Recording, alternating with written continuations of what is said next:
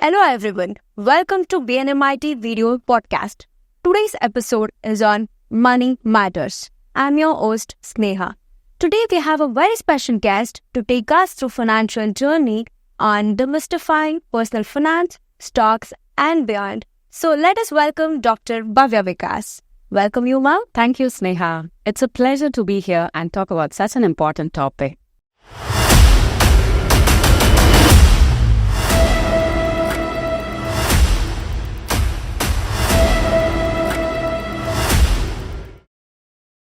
So, without any further ado, let's kickstart with our episode. Ma'am, according to you, what is personal finance? And why do you think it's crucial not only to MBA graduates, but in general? Certainly, Sneha. Personal finance is essentially how you manage your money.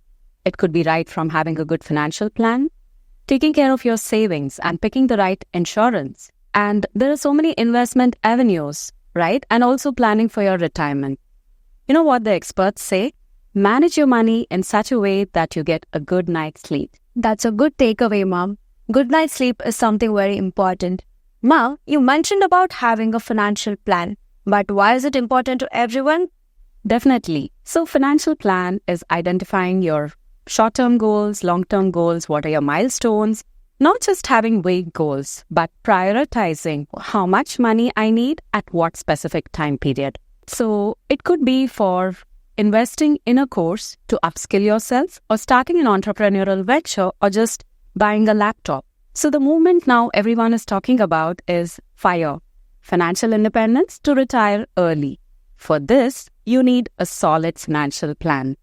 Beyond all this, it's important to build an emergency fund. Emergency fund? Could you please elaborate on that, ma'am? Typically, emergency fund would involve up to 6 months of your earnings in easily withdrawable form. This comes in really handy in unexpected situations. That's a very practical advice, ma'am. I'm curious to know about what about the savings for the future? How can one aim to save and what are the best ways to make it? So there's no hard and fast rule about how much we need to save. Roughly, you can consider 50-30-20 budget rule, where 50% of your earnings you may need to pay your bills, to pay the rent, or to pay your EMIs. And the next 30% can be for your shopping and planning your vacation and also pursuing your hobby. Now, the most important is at least 20% of your earnings should go to savings. So the higher the percentage of savings, always better. The best way to start your saving would be right from your first salary. You can consider increasing the percentage of your employee provident fund. So typically it's around 12% of your basic, right? So this can be increased. It's a very good saving instrument in the long run, which gives around 8.5% return. Ma'am, you mentioned about employees provident fund. Is it given to both the employees who work in private as well as public company? For anyone drawing a salary of 15,000 and above, it's mandatory that 12% of your basic should be set aside for Provident Fund. So it's up to the employee to get this percentage increased. Now, with all the talk on savings, I would like to shift our conversation to one of the most powerful yet underestimated topic, that is power of compounding. Ma'am, according to you, what is compounding? And why do people say that it helps in building wealth? That's a very valid question, Sneha. And you know what? Even Albert Einstein has told that it's one of the 8th wonder of the world. To tell in very simple words, compound interest is nothing but where your interest or whatever you earn from your investment gets reinvested to generate additional revenue. It's like a snowball effect. The key here is to start early and to stay committed with your monthly investment and allow your investment to grow exponentially. So to precisely say, compounding is that interest gets compounded on our initial investment and it is reinvested. Absolutely. Okay, ma'am. But what is the advantages for the students or the young adults who have just started to save? So youngsters can leverage their age to get full advantage of compounding. Let me explain with a small example. Say you start with as less as 5,000 invested every month in a systematic investment plan, either in a mutual fund or an exchange traded fund, which typically yields around 14 to 18% return. Staying invested for close to 20 years, can you guess what might be the corpus at the end of 20 years? Might be around 30 lakhs.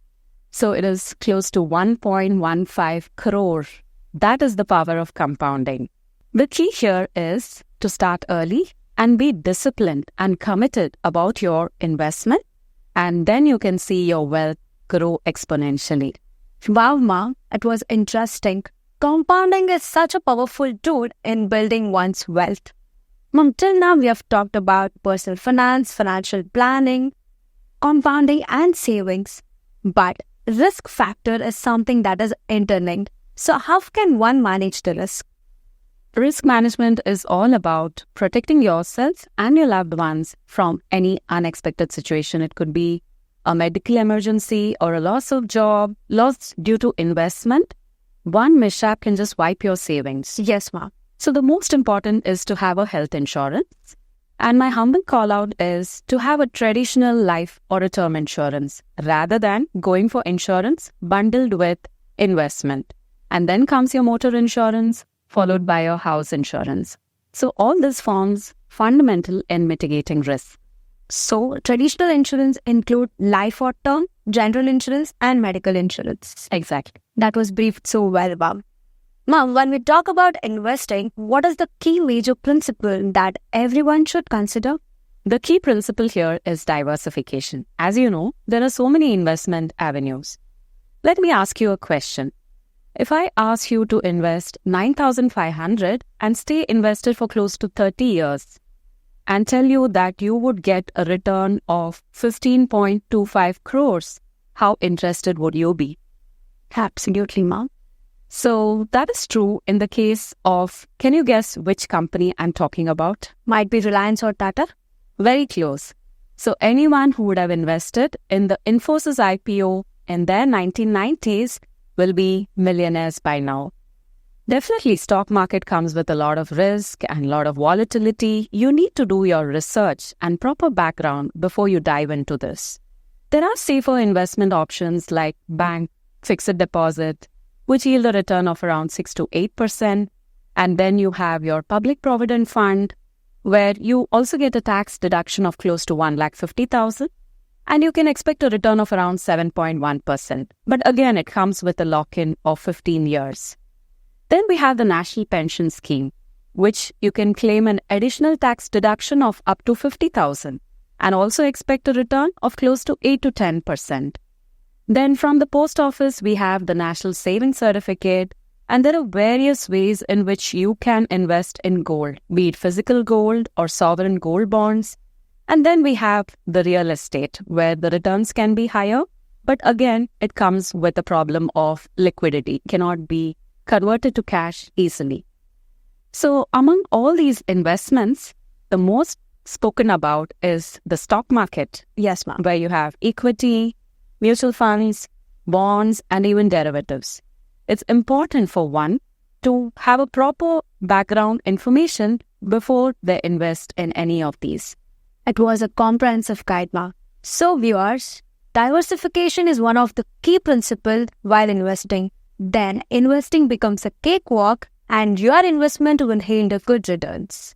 Ma'am, when we talk about company's performance, what are the key methods or the components to evaluate the company's performance?